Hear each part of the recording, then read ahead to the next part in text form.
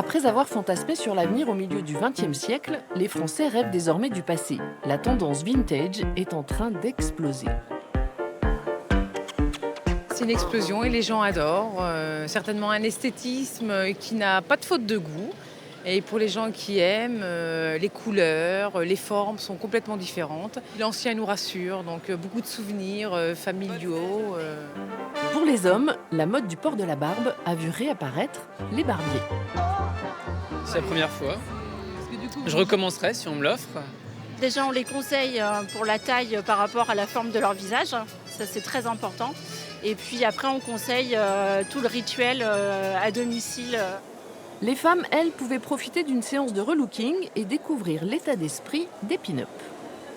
C'est le glamour, c'est les froufrous, c'est différent de ce qu'on rencontre en ce moment, quoi. C'est surtout ça. Ça change de notre vie, on est bien. La plupart des gens nous arrêtent en disant oh, « j'adore votre tenue ». Et puis oui, des fois, ça m'est arrivé que des gens nous critiquent. Et à ce moment-là, si j'ai entendu une réflexion, ah, vous habillez comme ma grand-mère. J'ai dit mais votre grand-mère, elle avait la classe à l'époque. Et certains de ces passionnés ont même participé à un concours avec un objectif, être élégant. Ce qui me plaît généralement dans les tenues vestimentaires de cette époque, années 40, années 50, c'est l'élégance. Voilà, là, autrefois on savait vraiment s'habiller. Alors c'est dommage parce que ça a tendance un petit peu à se perdre, mais bon, ça revient. Et moi je suis très attaché à l'élégance.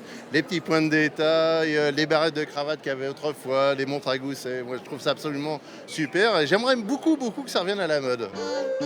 Le vintage est devenu un véritable art de vivre, avec un brin de nostalgie, mais aussi un plaisir non dissimulé de se transporter dans un autre temps.